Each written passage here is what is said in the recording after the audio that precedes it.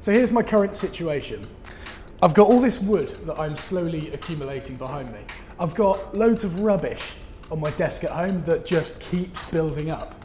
And I've also got this thing.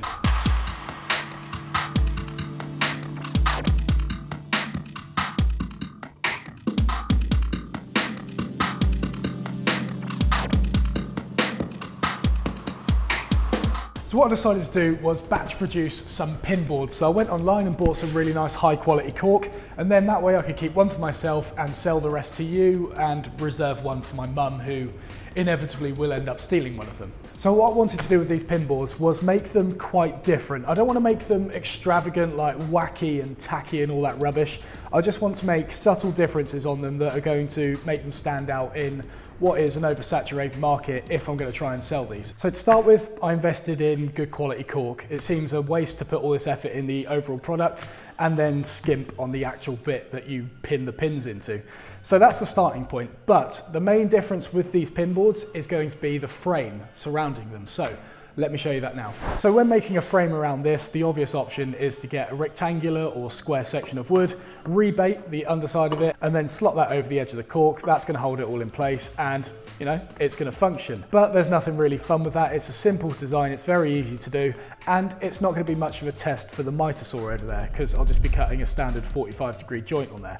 Nothing difficult about that. So I had a think, and I took inspiration from what I did with the Krenov cabinet. And if you haven't seen that, it was a project I did this time last year. And what I did with that Krenov cabinet was tilt the legs at 45 degrees to the rest of the carcass. And what that does is it gives it a very subtle difference that isn't obvious to start with. So I decided to apply the same logic I did in that project and tilt this 45 degrees, which is what this one here is. So you can see I've rebated out the bottom for it, and then there's also space for a back panel in there to keep it all rigid. Gives it a nice subtle difference, especially if there's a raking light or something in the room, because it's going to light up one surface and provide a shadow on the other. And furthermore from that, it's going to provide a shadow gap behind the frame as well, so it'll almost look like it's floating off the wall. You see the difference it makes just from tilting that 45 degrees. You get a completely different dynamic from it. So I did a little bit of experimentation with this and decided to test out some of those corners.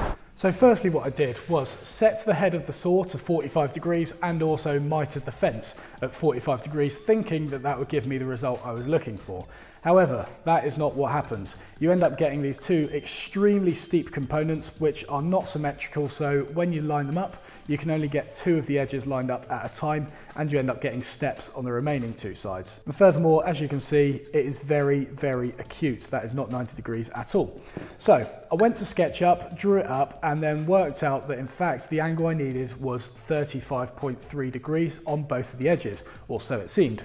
So when I came back to the workshop and looked at the miter saw, I realised that there was actually already a stop for 35.3 degrees, which was brilliant. So I locked the miter fence to that and then went to set the bevel to 35.3 degrees and realised there wasn't a marking for it on the bevel scale, which was extremely confusing. I was just thinking, why have Bosch put it on the miter fence but not on the bevel cut? What's the point in that? So I ended up setting the bevel cut with my bevel box, so magnetised it to the end of the blade and got it spot on 35.3 degrees. Took the cut and then ended up with this, which looks pretty good to start with, but when you put them together, it still shares some of the same problems that the 45 degree cut had. Only two of the sides line up at a time, the remaining two have steps on them, and it also is not at 90 degrees when you put it together. It's very, very slightly off. So by this point, I was proper confused. I had no idea what I'd done wrong. I tweaked it around, adjusting it by like 0.2 degrees either way to check if the saw was off, but that was making it even worse. I knew that I had it spot on, but it was not working. So in the end, what I decided to do was type 35.3 degrees compound miter cut into Google to see what would come up. And I was scrolling through some forums and it seemed like some other people were having the same problem. And I came across one commenter who said, you actually need to angle the miter fence at 35.3 degrees, but the bevel, so tilt the head on it, at 30 degrees. And I just read it like, how does that work? That's obviously not right. But I took his word for it because I was completely stuck by this point and gave it a go. And Lord behold, when you nest them together, you get a perfect 90-degree edge. All of the edges line up spot on.